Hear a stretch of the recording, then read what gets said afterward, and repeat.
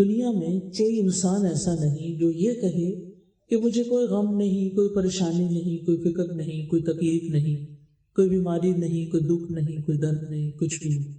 اس دنیا میں اللہ سبحانہ وتعالیٰ نے انسانوں کے امتحان کے لیے، انسانوں کو آزمانے کے لیے چند آزمائشیں بھی رکھی، لیکن جب انسان اس دنیا سے چلا جائے گا یعنی آخرت میں، اور اللہ کی مرضی کے مطابق زندگی بسر کر کے جائے گا، تو پھر وہاں ایسی جنت ہے جس میں کوئی غم ہے ہی نہیں، کوئی بیماری نہیں، بڑھاپا نہیں، دکھ نہیں، پریشانی نہیں، خوشیاں ہی خوشیاں، خوشیاں ہی خوشیاں ہیں، نعمتیں ہی نعمتیں ہیں۔ لیکن اس کی ایک قیمت ہے، اور وہ ہے اللہ کی اطاعت اور فرما برداری۔ اور جہاں تک اس دنیا کا تعلق ہے تو ہم جتنے بھی سال زندہ ہیں ہمیں کچھ نہ کچھ مشکلات تو ہوں گی۔ اس کے لیے اللہ تعالیٰ نے ہمیں پہلے سے ہی ذہنی طور پہ تیار کر دیا۔ سورۃ البلد میں اللہ تعالیٰ فرماتے ہیں لَقَدْ خَلَقْنَا الْإِنسَانَ فِي كَبَدٍ، بلا شبہ یقیناً ہم نے انسان کے بڑی مشقت میں پیدا کیا ہے، یعنی اس سے مراد وہ سختیاں، وہ تکلیفیں اور مشقتیں ہیں جو انسان دنیا کے اندر برداشت کرتا ہے، اور پھر وہ تکلیفیں بھی جو برزخ یا قبر کے اندر برداشت کرے گا، اور وہ بھی جو قیامت کے دن حشر کے میدان میں اس کو تکلیفیں دیکھنی ہوگی۔ تو انسان کی زندگی کا یہ سفر مشقتوں سے خالی نہیں، لیکن ہم کس طرح اپنے آپ کو خوش رکھ سکتے ہیں، کس طرح اپنے آپ کو مضبوط رکھ سکتے ہیں کہ یہ غم اور یہ دکھ اور یہ تکلیفیں اور یہ مشقتیں جو اس دنیا کی زندگی میں ہیں ہمارا ذہنی توازن خراب نہ کر دیں، ہمارا نروس بریک ڈاؤن نہ ہو جائے اور ہمارے حوصلے نہ ہار جائیں، ہم مایوس نہ ہو جائیں۔ تو اس لیے بہت ضروری ہے کہ انسان اس گول کو جانے۔ تو انسان بنا ہی مشقت میں ہے، دنیا اور آخرت دونوں میں امن اور سلامتی اور خوشی تو بس جنت میں ہے۔ دنیا کی زندگی مومن کے لیے قید خانہ ہے، جیسے قید خانے میں یا جیل میں کوئی انسان خوش نہیں ہو سکتا، لیکن اگر انسان کے دل کے اندر ایک سکون اور اطمینان ہے تو پھر جیل خانہ بھی کچھ نہیں کہتا۔ امام ابن تیمیہ تھے، ان کو کئی بار جیل کی اور قید خانے کی مشقتیں جھیلنی پڑی، لیکن وہ کہتے تھے کہ میرا دشمن میرا کچھ نہیں بگاڑ سکتے، اس لیے کہ جنتی فی صدری، میری جنت میرے سینے کے اندر ہے، میرے دل کے اندر ہے۔ جس دل کے اندر اطمینان ہوتا ہے، جس دل کے اندر سکون ہوتا ہے، جس دل کے اندر خوشی ہوتی ہے، اس کو پھر پرواہ نہیں ہوتی کہ وہ کسی جھونپڑی میں ہے یا کسی محل میں ہے، اس کے لیے بہت سی مشکلات پھر آسان ہو جاتی ہیں۔ لیکن جب یہ کہا جاتا ہے کہ مومن کے لیے دنیا قید خانہ ہے تو اس لیے کہ اس کا کمپیریزن آخرت کی جنت سے کیا جاتا ہے، یعنی جنت کے مقابلے میں دنیا میں اگر کوئی انتہائی خوشیوں کے ساتھ بھی رہتا ہے اور ہر طرح کی نعمتوں میں بھی رہتا ہے، وہ بھی ایسا ہی ہے جیسے قید خانے میں رہ رہا ہو۔ قید خانے میں انسان کو کھانا پانی بھی مل جاتا ہے، سونے کی جگہ بھی مل جاتی ہے، بنیادی وقتی ضرورتیں اس کی پوری ہو رہی ہوتی ہیں، لیکن گھر والا آرام تو گھر والا ہی ہوتا ہے۔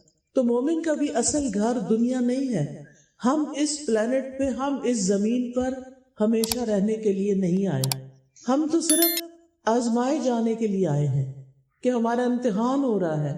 جیسے ایگزامینیشن ہال ہوتا ہے نا، تو اس میں سب بچے بیٹھ کے امتحان لکھ رہے ہوتے ہیں، ایسے ہی یہ دنیا ایک بہت بڑا ایگزامینیشن ہال ہے جس میں ہم سب کا امتحان ہو رہا ہے اور ہم سے دیکھا جا رہا ہے۔ اللہ تعالیٰ خود بھی دیکھ رہے ہیں، فرشتے بھی ہمارے ساتھ لگے ہوئے ہیں کہ ہم کرتے کیا ہیں۔ اللہ تعالیٰ فرماتے ہیں الذی خلق الموت والحیات لیبلوکم ایکم احسن عملا، کہ اس نے موت اور زندگی بنائی تاکہ تمہیں آزما کر دیکھے کہ تم میں اچھے عمل کون کرتا ہے، اچھے کام کون کرتا ہے۔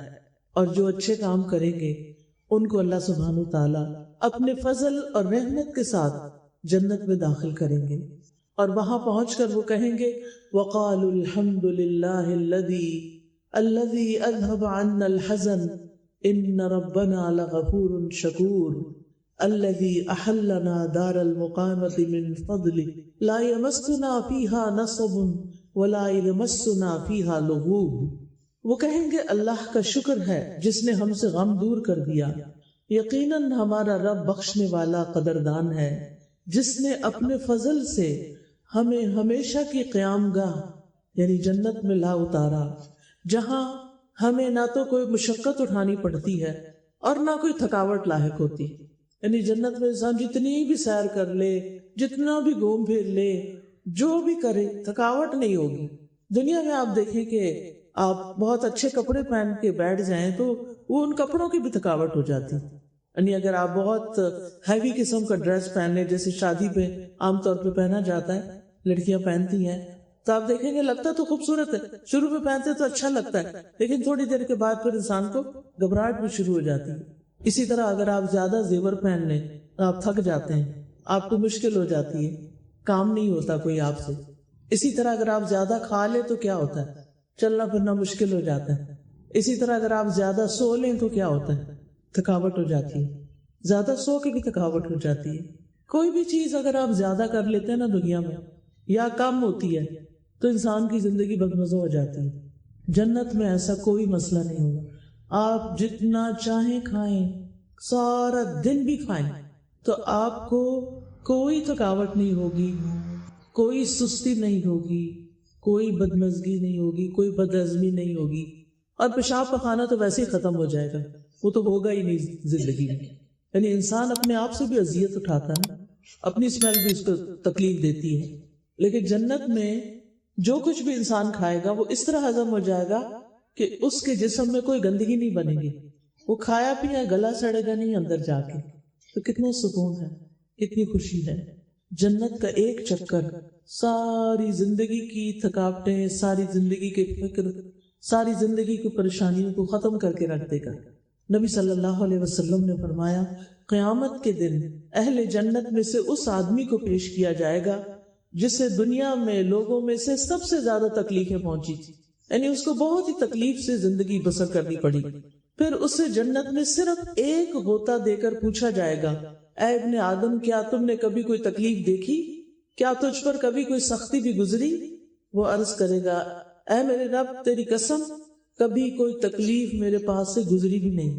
اس کو دنیا کی ساری تکلیفیں بھول جائیں گی، سارے غم بھول جائیں گے، اور کہے گا میں نے کبھی کوئی شدت اور سختی دیکھی ہی نہیں۔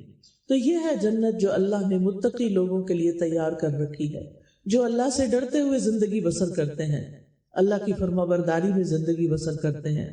لیکن ہم انسان ہیں، ہم سے خطا ہو جاتی ہے، ہم سے غلطیاں ہو جاتی ہیں، ہم سے گناہ ہو جاتے ہیں، وہ تو ہوں گے، پھر کریں کیا؟ مایوس نہیں ہونا، فوراً اللہ سبحانہ تعالیٰ کی طرف رجوع کرنا ہے، فوراً توبہ استغفار کرنی ہے۔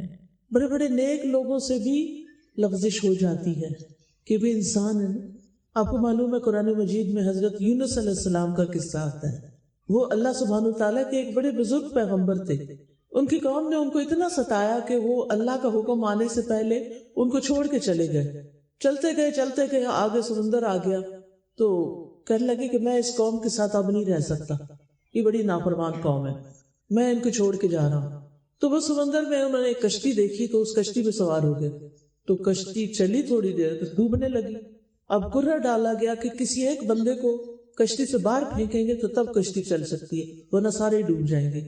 وہ کرہ حضرت یونس کے نام نکلا، پھر ڈالا گیا، پھر انہی کا نام نکلا، آخر سب نے مل کے حضرت یونس کو جو اللہ کے نبی تھے سمندر میں پھینک دیا۔ جو ہی پھینکا ایک مچھلی آئی اور اس نے ان کو نگل لیا۔ اب جو ہی وہ مچھلی کے پیٹ میں پہنچے تو اندھیرا، اور آپ کو پتا ہے کہ مچھلیاں سمندر کی سطح کے اوپر نہیں تیرتی، وہ نیچے چلی جاتی، تو سمندر کا اندھیرا اور مچھلی کے پیٹ کا اندھیرا، اور پھر رات ہو گئی تو رات کا اندھیرا، بادلوں کا اندھیرا، اندھیرے پہ اندھیرا۔ تو انہوں نے کیا کیا، اس مشکل سے نکلنے کے لیے جو کہ امپاسبل نظر آتا ہے، اللہ تعالیٰ فرماتے ہیں وَظَنُّونِ إِذْ ذَهَبَ مُغَاضِبًا فَظَنَّ أَن لَّن نَّقْدِرَ عَلَيْهِ فَنَادَىٰ فِي الظُّلُمَاتِ أَن لَّا إِلَٰهَ إِلَّا أَنتَ سُبْحَانَكَ إِنِّي كُنتُ مِنَ الظَّالِمِينَ فَاسْتَجَبْنَا لَهُ وَنَجَّيْنَاهُ مِنَ الْغَمِّ وَكَذَٰلِكَ نُنجِي الْمُؤْمِنِينَ۔ اور مچھلی والا جب وہ اپنی قوم سے غضبناک ہو کر چلا گیا تو اس نے گمان کیا کہ ہم ہرگز اس پہ قادر نہ ہوں گے، پھر اس نے اندھیروں میں پکارا کہ تیرے سوا کوئی الہ برحق نہیں، تو پاک ہے، بے شک میں ہی ظالموں میں سے ہوں۔ تو ہم نے اس کی دعا قبول کر لی اور اسے غم سے نجات دے دی، اور ہم ایمان والوں کو اسی طرح نجات دیا کرتے ہیں۔ تو اس کا کیا مطلب ہے کہ غم کی حالت میں، پریشانی میں، جب سارے دروازے بند ہو جائیں، جب انسان مچھلی کے پیٹ میں چلا جائے، تو پھر کس کو پکارے، پھر کس کی مدد مانگے، پھر کس کو یاد کرے، پھر کس سے فریادیں کرے؟ وہاں کون سنتا ہے؟ صرف اللہ سنتا ہے، کوئی اور نہیں سنتا۔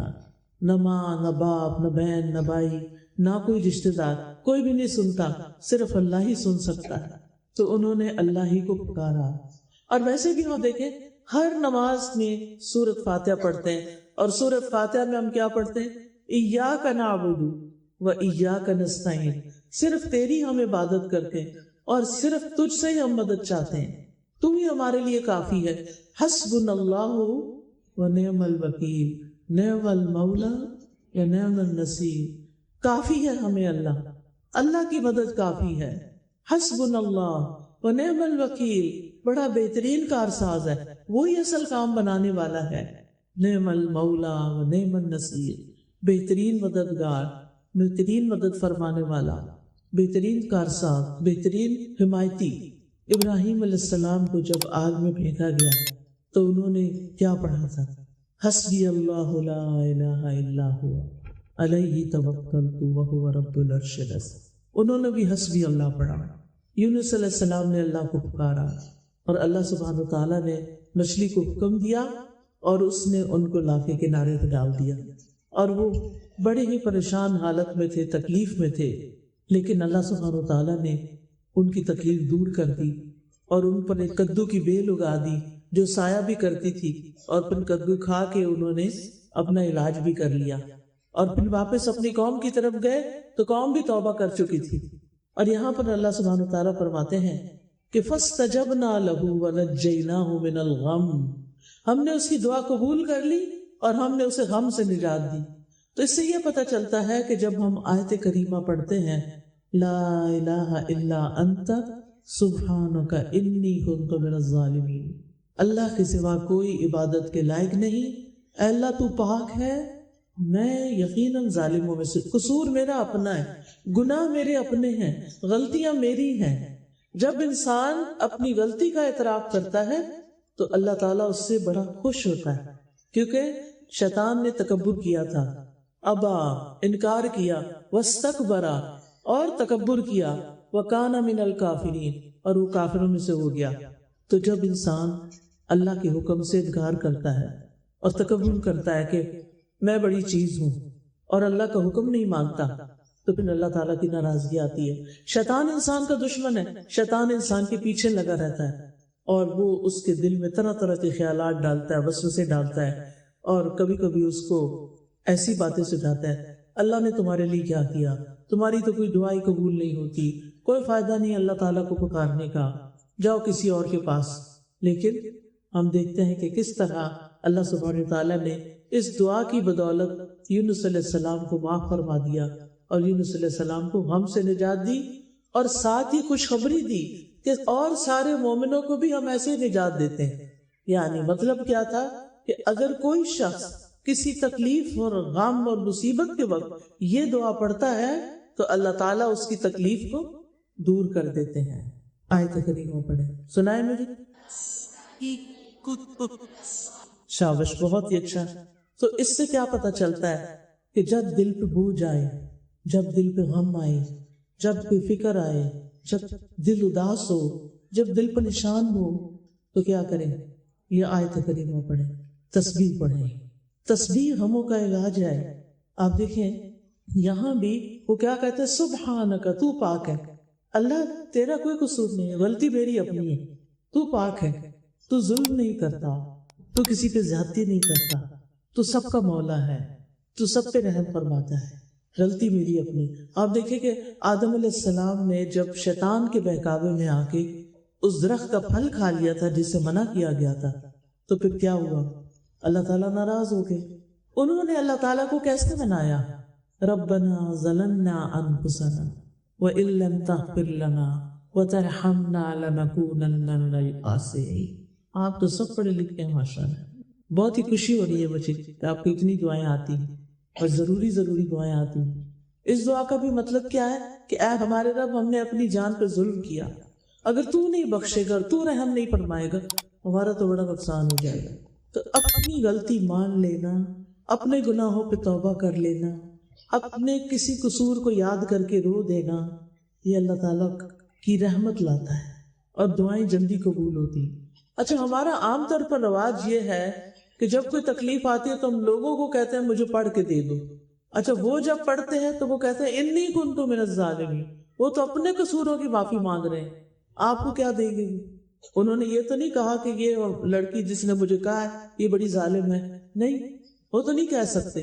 تو ہر انسان کو خود اپنے لیے پڑھنا چاہیے، ٹھیک ہے نا، زیادہ سے زیادہ۔ اور اس میں کوئی شرط نہیں ہے کہ ضرور 1.25 ہی پڑھیں، آپ چاہیں تو 2 لاکھ پڑھ لیں، کسی نے منع نہیں کیا، 4 لاکھ پڑھ لیں، یا آپ چاہیں تو جتنی دفعہ آپ سے پڑھا جاتا پڑھ لیں۔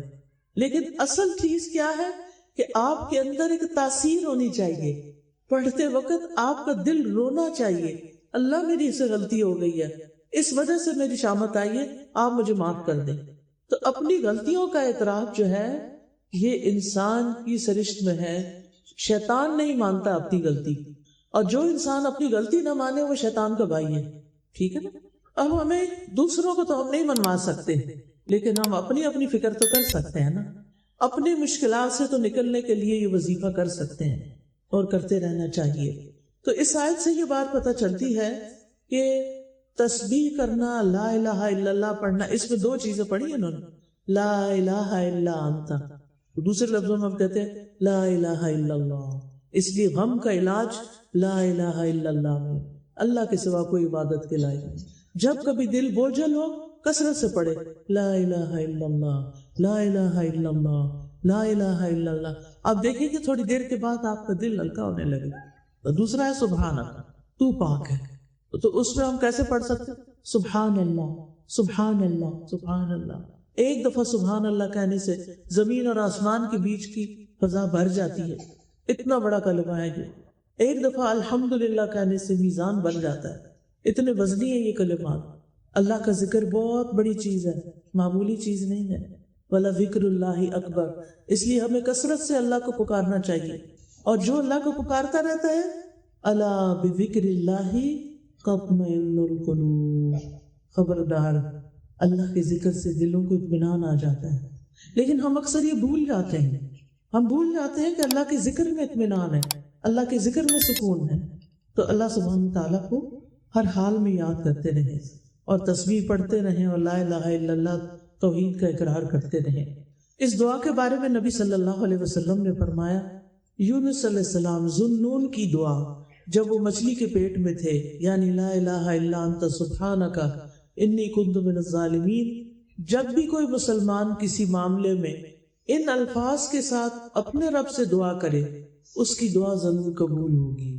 یعنی اگر آپ کی کوئی اور دعائیں بھی ہیں، کوئی حاجتیں ہیں، تو یہ تسبیح پڑھ کے 1 دفعہ پڑھے، 2 دفعہ پڑھے، 3 دفعہ، 5 دفعہ، جتنا آپ کے پاس ٹائم ہے، یا دعا مانگنے سے پہلے آپ پڑھ لیں اور پھر اپنی دعا کریں۔ بچوں کے ایگزامز ہیں، یا کوئی جاب کا مسئلہ ہے، یا کاروبار کا مسئلہ ہے، یا کوئی بیمار ہے، یا کوئی دکھی ہے، پریشان ہے، تو آپ کیا کریں؟ دعا کریں، اپنے لیے بھی کریں، دوسروں کے لیے بھی کریں۔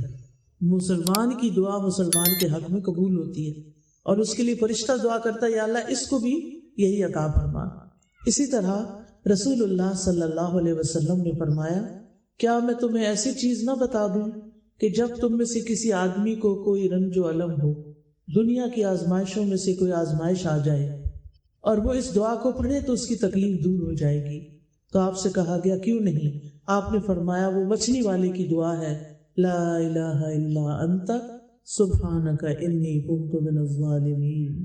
اس دعا کو دعائے کرب کہا جاتا ہے، یعنی کرب و بلا کے وقت یہ دعا پڑھی جائے۔ اس دعا میں 4 چیزوں کو وسیلہ بنایا گیا ہے، ایک توحید کو، ایک تسبیح کو کہ اللہ ہر عیب سے پاک ہے، اور پھر اپنی عبادت کے اقرار کو، اور اپنی غلطیوں کے اعتراف کو۔ یہ 4 چیزیں ہیں خاص اس دعا کے اندر جس کی وجہ سے دعا کی قبولیت ہوتی ہے۔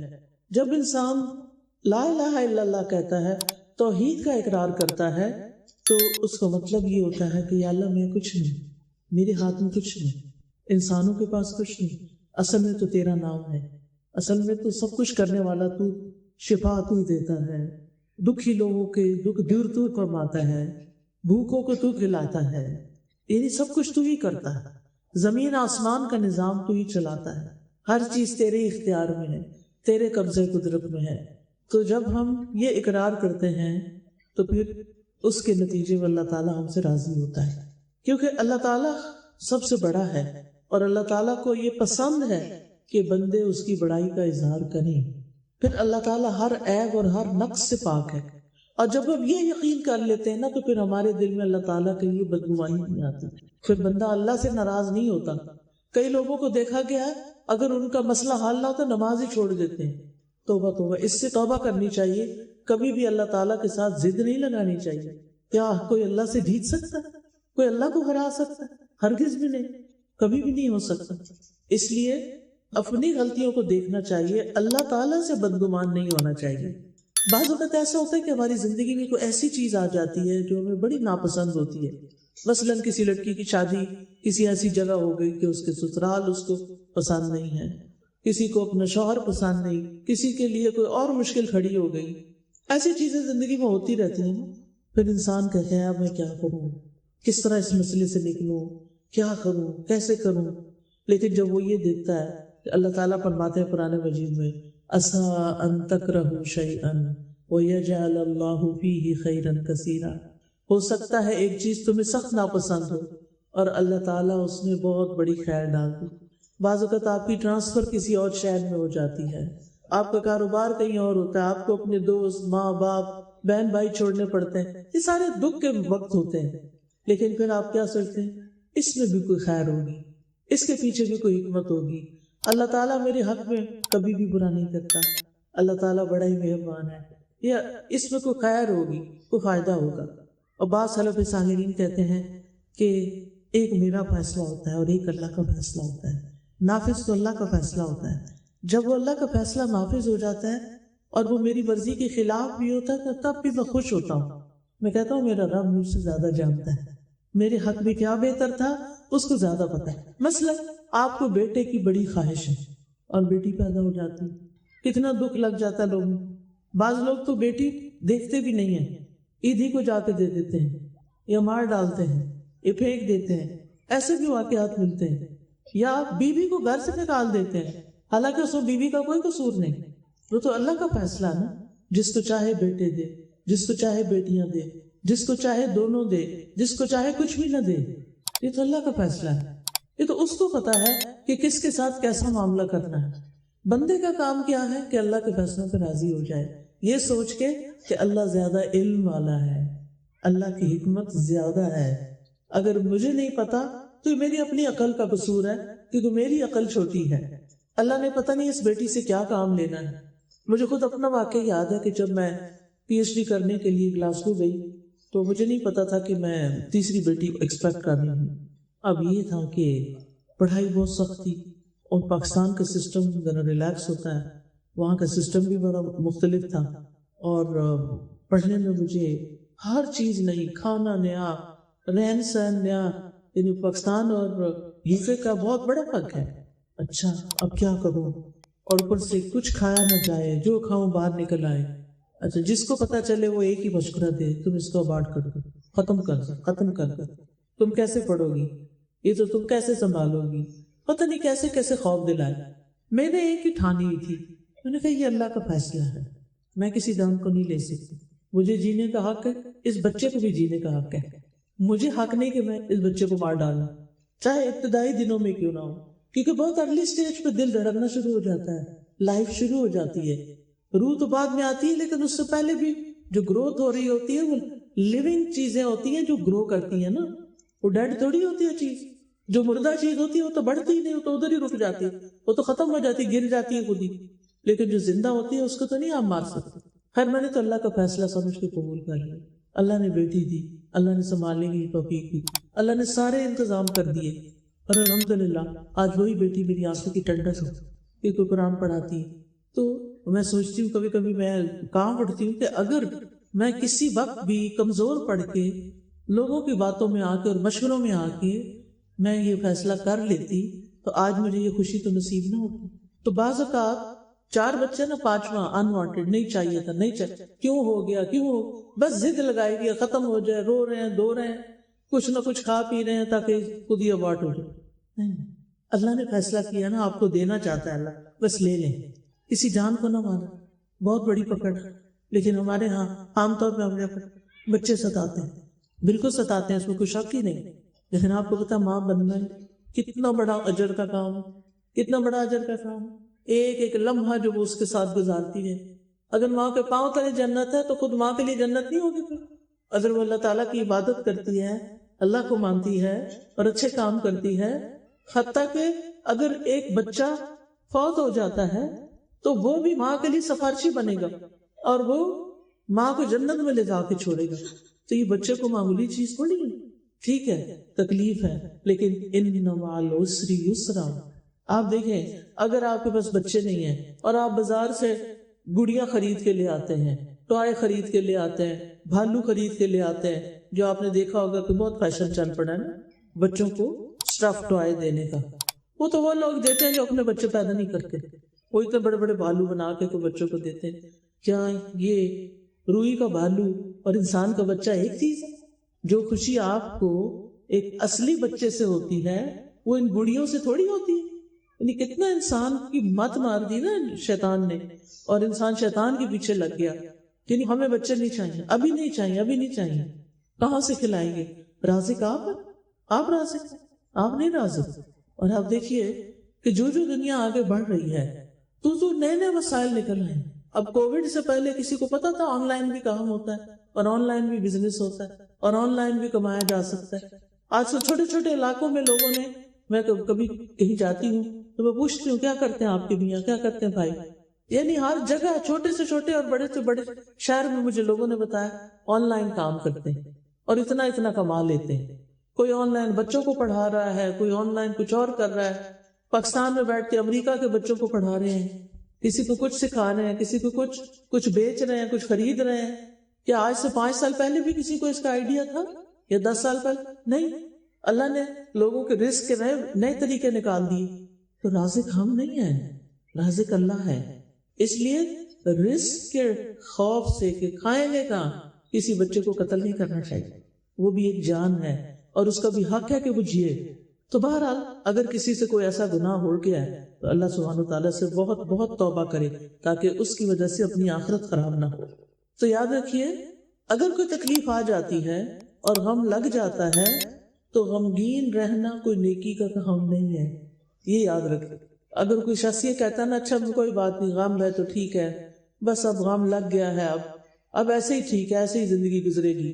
نہیں نہیں نہیں، غم سے باہر نکلنا ہے. امام ابن قیم کہتے ہیں جان لیں غم راستے کی رکاوٹوں میں سے ہے. یعنی اللہ کی طرف جو راستہ جاتا ہے نا اس میں یہ رکاوٹ ڈال دیتا ہے. بندے کے اندر ہمت نہیں رہتی عبادت کی، بندے کے اندر شوق نہیں رہتا عبادت کا. وہ کہتے ہیں یہ ایمان کے مراتب اور مقامات میں سے نہیں ہے اور نہ ہی اللہ کے راستے پہ چلنے والوں کی منزل ہے یہ غمگین اور دکھی ہونا. یہی وجہ ہے کہ اللہ نے کسی ایک جگہ پر بھی غم کرنے کا حکم نہیں دیا، بلکہ کیا کہا ہے فَأَصَابَكُمْ غَمًّا بِغَمٍّ لِكَيْ لَا تَحْزَنُوا عَلَى مَا فَاتَكُمْ وَلَا مَا أَصَابَكُمْ. جنگ احد میں مسلمان ہار گئے تھے نا، مسلمان شہید بھی ہو گئے تھے 70 کے قریب. تو مسلمانوں کے گھر گھر میں شہادتیں تھی، پورا مدینہ متاثر تھا، سب غمگین تھے. اللہ تعالیٰ فرماتے ہیں اللہ نے تمہیں غم پہ غم اس لیے دیا، یعنی لوگ بھی شہید ہوئے، شکست بھی ہوئی، غم پہ غم اس لیے دیا تاکہ تم غم نہ کرو. کہتے ہیں مشکلیں اتنی پڑی مجھ پر کہ آسان ہو گئی. تو بعض اوقات اللہ تعالیٰ انسان کو مضبوط بنانے کے لیے، اسٹرانگ کرنے کے لیے اس کے اوپر امتحان بھیجتا ہے. اس بندے سے کوئی کام لینا ہوتا ہے تو غم آ جائے، دکھ آ جائے تو وہاں بیٹھ نہیں رہنا، اٹھ کے کچھ کرنا ہے، اس کو جھٹکنا ہے، اس سے باہر نکلنا ہے. اور غم سے ہمیں منع کیا گیا ہے. اور جنت میں جا کے لوگ کہیں گے الحمدللہ الذی اذھب عنا الحزن، اللہ کا شکر جس نے ہم سے غم دور کر دیا. پھر اسی طرح اللہ تعالیٰ فرماتے ہیں لِكَيْ لَا تَحْزَنُوا عَلَى مَا فَاتَكُمْ وَلَا مَا أَصَابَكُمْ، تم ایسی بات پہ غم نہ کرو جو تمہارے ہاتھ سے نکل جائے. جو چیز ہاتھ سے نکل گئی اس پہ غم نہ کرو. کوئی اپرچونٹی تھی، کوئی مال تھا، کوئی چوری ہو گیا، کوئی ٹوٹ گیا. آپ دیکھیں خواتین کو اپنے برتن بڑے پیارے ہوتے ہیں نا، کراکری کے سیٹ. یہ میرے جہیز کا، یہ میری امی کے جہیز. اس دن کو مجھے بتا رہا تھا کہ ان کے جہیز کا ہے، جبکہ وہ خود بھی دادی بن چکی. ان کے جہیز کے برتن انہوں نے نکالے، ہم لوگ کھانے پہ تھے تو خوشی بھی ہوئی. خیر میں یہ واقعی اس لیے بیان کری، اس سے آپ اندازہ لگائیں کہ ہم کتنا سنبھال کے رکھتے ہیں کہ اگر 40 سال پہلے یا 50 سال پہلے بھی شادی ہوئی فار ایگزامپل، تو اس وقت سے چیزیں سنبھالیں. اب اس میں سے عام طور پر کیا ہوتا ہے، اگر کوئی اتنی سی چیز بھی ٹوٹ جائے نا بچے کے ہاتھ سے، تو ہم بچے کے توڑ کے رکھ دیتے ہیں، مار مار کے یا ڈانٹ ڈانٹ کے، اور اس غم کو دل پہ لے لیتے ہیں. نہیں، ایسا کبھی بھی نہ کریں. آپ کا بچہ اس برتن سے زیادہ قیمتی ہے. بس تکلیف تو سخت ہوتی ہے، لیکن اس کو صبر سے، کنٹرول سے برداشت کرنا، پی جانا ہے. انا للہ و انا الیہ راجعون پڑھ کے بات ختم. کیونکہ اگر آپ اب کہیں گے کیوں تم نے یہاں رکھا، کیوں ٹوٹا، کیسے ہو گیا، ویسے ہو گیا، کیا وہ نکل آئے گا واپس بن جائے؟ نہیں، کچھ بھی نہیں. لیکن آپ کا بچہ کانفیڈنس لوز کر جائے گا، اس کا ماں سے اعتبار ٹوٹ جائے گا. وہ کہے گا میری ماں تو برتنوں کو مجھ سے زیادہ چاہتی ہے، میں نہیں پیارا، برتن زیادہ پیارا. پھر بچوں کے اندر نا ماؤں کے خلاف ایک نفرت آنے لگتی. ان کے بس انا للہ پڑھو، اور آئندہ دھیان رکھنا کہ جس طریقے سے ٹوٹا نہیں، غلطی دوبارہ نہ ہو. انسان اپنی غلطیوں سے سیکھتا ہے. غلطیاں سیکھنے کے لیے ہوتی ہیں، نہ کہ ان کے اوپر بیٹھ جانے سے. اسی طرح آپ دیکھیں کہ ام موسیٰ کو جب حکم ہوا کہ موسیٰ علیہ السلام کو وہ لپیٹ باندھ کے کیا کریں، کاسکٹ میں ڈالیں، ٹوکری میں ڈالیں اور اس کو دریا کی نظر کر دیں. انہوں نے ایسے ہی کیا تو اللہ تعالیٰ نے ان کی طرف الہام کیا کہ اس بچے کو دودھ پلاتی رہو، پھر جب تجھے اس کے قتل کا خوف ہو تو اسے دریا میں ڈال دینا، اور نہ ڈرنا نہ غم کرنا. منع کیا، غم نہیں کرنا. بچہ ہاتھ سے جا رہا ہے، ڈرنا بھی نہیں کہ ڈوبے گا، اور غم بھی نہیں کرنا کہ بچہ چلا گیا. آپ دیکھیں کہ بچے تو ہر عمر کے پیارے ہوتے ہیں، لیکن وہ بچہ جو دودھ پی رہا ہو ماں کا، وہ تو ماں کو بڑا ہی پیار رہتا ہے. دودھ پیتے بچے کی جو حرکتیں ہوتی ہیں اور جو اس کی معصوم ادائیں ہوتی ہیں، وہ ماں باپ کا دل موہ لیتی ہیں. ایسے میں اگر کسی کا بچہ فوت ہو جائے یا چلا جائے ہاتھ سے، یا بعض لوگ اپنا بچہ کسی کو دے ڈالتے ہیں کہ دوسرے کے پاس بچہ نہیں ہے، میں تو اس سے سخت خلاف. ایسا نہیں کرنا چاہیے. یعنی ہم کیا چاہیں گے کہ ہمیں ہمارے ماں باپ سے دور کیا جائے؟ کبھی بھی نہیں.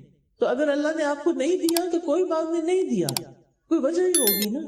تو اب آپ اس چیز کے پیچھے نہ پڑے کہ کسی کا بچہ پیدا ہو اور آپ وہ بچہ اس ماں سے لے لیں، تو نہ اپنی ماں کا دودھ پیے، نہ اپنی ماں کے سینے کو لگے.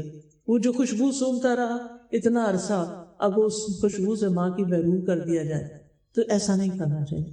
کل کسی نے مجھے بڑی حیرت انگیز ایک بات سنائی، تو سوچ رہی تھی کہ یہ محبت بھی کیا چیز ہوتی ہے، یہ لگاؤ بھی کیا چیز ہوتا ہے، اور یہ محسن کا احسان ماننا بھی کیا چیز ہوتی ہے. کہتی کہ میرے بچے نے مرغا پالا ہوا ہے، جب چھوٹا سا بچہ تھا، چک تھا، اس کو پالا، کھلایا پلایا، وہ مرغا بڑا ہو گیا. کہتی کہ جب میرا بچہ اسکول جاتا ہے، صبح 7 بجے اس کو جانا ہوتا ہے، تو وہ اپنے چپل اتار کے جاتا ہے، جو مرغا اس کے آنے تک ان چپلوں پہ بیٹھا رہتا ہے، وہاں سے ہلتا نہیں. یعنی مالک گیا ہے اسکول پڑھنے، بچہ ہے چھوٹا سا، اب مرغا پیچھے اس کو یاد کرتا ہے. یہ محبت ایسی چیز ہوتی. تو جس ماں نے 9 مہینے اپنے پیٹ میں رکھا ہے، وہاں سے وہ بچہ نکلے اور وہ کسی اور کے ہاتھ میں چلا جائے، زیادتی ہے بچے کی. ہمیں اللہ کے فیصلوں کو قبول کر لینا چاہیے. اگر اللہ نے بچہ نہیں دیا کوئی بات نہیں، قیامت کے دن یعنی جو لوگ جنت میں جائیں گے نا، تو وہ بچے کی خواہش کریں گے تو ان کے پاس بچہ آ جائے گا، یعنی بغیر پیدا کیے تکلیف اٹھائے سیدھا آ جائے گا، اور وہ ریئل بچہ ہوگا. جو مانگیں گے اللہ تعالیٰ ان کو دے گا. لیکن شرط کیا ہے؟ دنیا میں صبر کرو. انما یوفی الصابرون اجرہم بغیر حساب. تو بہرحال موسیٰ علیہ السلام کی والدہ نے اللہ کا حکم سمجھ کر بچے کو پانی کی نظر کر دیا. پھر اسی طرح نبی صلی اللہ علیہ وسلم اور حضرت ابو بکر صدیق رضی اللہ عنہ ایک غار میں تھے ہجرت کے سفر میں. کون سی غار تھی؟ غار ثور. غار حرا میں تو تھے نبوت سے پہلے، اور غار ثور میں تھے ہجرت کے بعد. جب وہ اس غار میں چھپے ہوئے تھے نا، تو دشمن بالکل سر پہ پہنچ گئے. حضرت ابو بکر رضی اللہ عنہ سخت گھبرا گئے. تو رسول اللہ صلی اللہ علیہ وسلم نے ان کو کیا کہا تھا؟ لا تحزن ان اللہ معنا. غم نہ کرو، بے شک اللہ ہمارے ساتھ. اللہ ہمارے ساتھ ہے، تم غم نہ کرو، اللہ مدد کرے گا. اتنا توقع.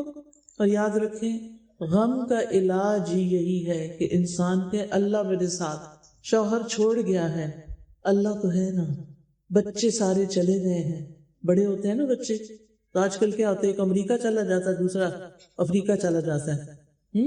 ظاہر ہے ان کو بھی اپنا کوئی کام کاروبار ڈھونڈنا ہے. بہت سے لوگ خوشی سے نہیں جاتے، مجبوری سے بھی جاتے ہیں، تو ماؤں کو بھی ناراض نہیں ہونا چاہیے. لیکن جب بچے ایک کے بعد ایک جانا شروع ہوتے ہیں تو دل کو کچھ ہوتا ہے. ہم انسان ہیں، اگر پرندوں کو، جانوروں کو، بلی کو محبت ہو جاتی انسان سے، تو انسان کو تو انسان سے زیادہ ہی ہوتی ہے. تو جدائی بھاری ہوتی ہے، لیکن اللہ کا حکم ہے، کوئی بات نہیں. اب آپ دیکھیے کہ جب بچے نہیں رہتے، غمگین نہ رہے ہر وقت کہ اللہ میرے ساتھ، اور اپنے آپ کو کسی کام میں مصروف کریں. میں نے دیکھا جو عورتیں خدمت خلق کے کاموں میں لگی رہتی ہیں، یعنی بچوں کو بھی پالتی ہیں، لیکن اس کے ساتھ ساتھ رشتہ داروں کا خیال رکھتی ہیں، غریبوں کا خیال رکھتی ہیں، مہمانوں کا خیال رکھتی ہیں، اور ہمسایوں کا خیال رکھتی ہیں. جب ان کے بچے چلے جاتے ہیں تو یہ سارے لوگ اس کے پاس آ جاتے ہیں جن کا وہ اب تک خیال رکھتی رہی، وہ اس کا دل بہلانے لگتے. سب سے زیادہ جس چیز سے انسان کا ایمان بڑھتا ہے اور سب سے زیادہ جس چیز سے انسان کا حوصلہ بڑھتا ہے وہ ہے قرآن کا پڑھنا اور پڑھانا. میں آپ سب سے یہی درخواست کروں، کچھ بھی کریں، اگر آپ کا ناظرہ ٹھیک نہیں تو عمر کوئی بھی ہو، 50 سال ہو، 60 سال ہو، 70 سال.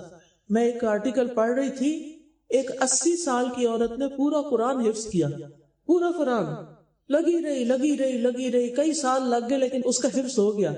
کتنا بڑا ذخیرہ ہے، خزانہ ہے جو وہ اپنے ساتھ لے کے جائے گی.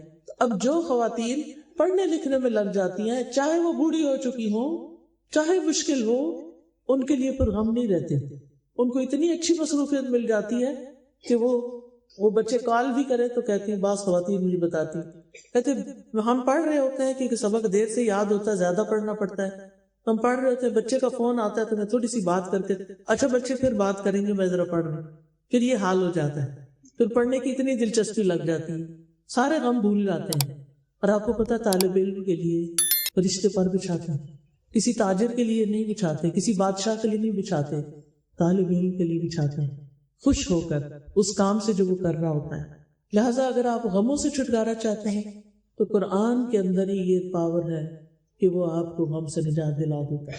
لہٰذا ناظرہ ٹھیک نہیں، الف بے سے شروع کر لے، قاعدہ شروع کر لے، زیر زبر ٹھیک کر لے، وہ ٹھیک ہے، لفظ لفظ کا ترجمہ یاد کریں کہ اس کا مطلب کیا ہے، اللہ تعالیٰ کیا چاہتے ہیں. ایک ہوتی ہے قرات، ایک ہوتی ہے تلاوت. قرات ہوتی ہے خالی عربی پڑھنا، اور تلاوت ہوتی ہے تلا یتلو تلون، تلاوتن کا مطلب ہوتا ہے کسی چیز کے پیچھے جانا، یعنی جو الفاظ ہیں ان کا مطلب جاننا، ان پر عمل کرنا، ان کی پیروی کرنا، یعنی جو حکم ملا وہ کرتے جانا. یہ کتاب ہدایت ہے. قیامت کے دن اس کے مطابق پرکھا جائے گا بندوں کو، جنت جہنم کا فیصلہ اس کے مطابق ہوگا. یہ فیصلہ کرے گی کتاب کہ کس کو کہاں جانا چاہیے. تو ہمیں خود پتہ ہونا چاہیے کہ ہم کیا صحیح کرتے ہیں اور کیا صحیح نہیں کرتے. تو اس کے لیے الحمدللہ اس شہر میں بہت ساری بچیاں قرآن پڑھ کے آئی ہوئی ہیں اور کلاسز بھی لے رہی ہیں، اور بھی اللہ تعالیٰ ان کو توفیق دے اور ان کو بہترین جزا دے کہ جو دوسروں کی خدمت میں لگی ہوئی ہیں.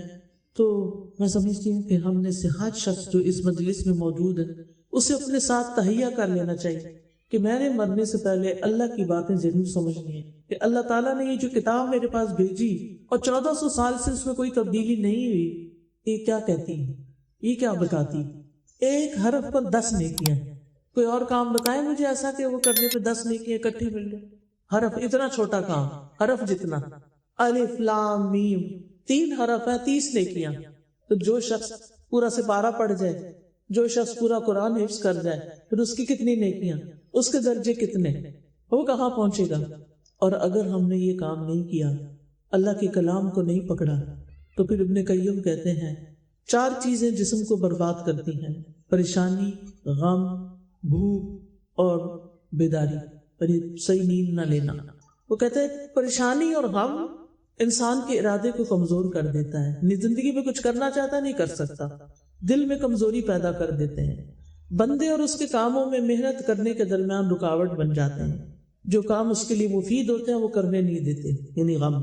اور پھر غم انسان کے علم کے رستے میں بھی رکاوٹ بن جاتے ہیں. ابراہیم بن ادم کہتے ہیں غم 2 طرح کے ہوتے ہیں، ایک غم تمہارے حق میں ہے، ایک غم تمہارے خلاف ہے. پس وہ غم جو تمہارے حق میں ہے وہ آخرت کے بارے میں غم کرنا ہے کہ وہاں کیا بنے گا، اور اس کی خیر و برکات کے بارے میں سوچنا، اور وہ غم جو تمہارے خلاف ہے وہ دنیا اور دنیا کی زینت کے بارے میں غم کرنا، دنیا کے کونے کے بارے میں غم کرنا۔ تو انبیاء جو تھے ان کو آخرت کا غم ہوتا تھا، صحابہ کرام کو آخرت کی فکر ہوتی تھی کہ ہماری قبر میں کیا ہوگا ہمارے ساتھ۔ حسن بصری کا حال یہ ہوتا کہ جب ان سے کوئی ملاقات ہوتی ایسے لگتا کہ جیسے ان پہ کوئی مصیبت آئی ہوئی، اور فکر ان کو کس چیز کی ہوتی کہ آخرت میں کیا ہوگا، مرنے کے بعد کیا ہوگا۔ اسی طرح اگر ان سے کوئی نماز کھو جائے تو ان کو غم لگ جاتا، وہ ایک دوسرے سے افسوس کرتے جیسے کوئی فوت ہو گیا، یہ نماز فوت ہوتی ہے۔ لیکن آج آپ دیکھیں کہ ایک کے بعد ایک نماز چھوڑ دیتے ہیں لوگ اور ان کو کوئی پریشانی نہیں ہوتی۔ اس لیے نماز کو پکا کر لینا چاہیے۔ جو لوگ فجر کی نماز نہیں پڑھتے، خاص طور پر ان کے لیے نبی صلی اللہ علیہ وسلم کو خواب میں ان کی سزا دکھائی گئی کہ ایک شخص لیٹا ہوا اور ایک شخص کے ہاتھ میں پتھر ہے، وہ کھڑا ہے، وہ کھڑا شخص لیٹے ہوئے شخص یعنی جو نماز کے وقت سویا رہتا ہے اس کے سر پہ پتھر مارتا ہے، سر کچلا جاتا ہے، پھر وہ پتھر اٹھاتا ہے، پھر مارتا ہے، پھر مارتا ہے۔ یہ سزا بھگتنی آسان ہے، تو اس لیے فجر کی نماز بالکل مس نہ ہو۔ یہ اس کا مطلب نہیں کہ باقی کر لو، نہیں، فجر سیدھی ہو جائے تو پھر باقی بھی ٹھیک ہو جاتی ہیں۔ حدیث میں آتا ہے جس کی عصر کی نماز فوت ہو گئی اس کا گویا گھر اور گھر والے سب تباہ ہو گئے، اتنا بڑا نقصان ہے ایک عصر کی نماز چھوڑنے کا۔ تو بہنوں، نماز تو کسی حال میں نہیں چھوڑنی، اس کی تو سخت پوچھ۔ تو ہم اس چیز کا لگنا چاہیے کہ ہماری نماز نہیں رہی، نماز چھوٹ گئی۔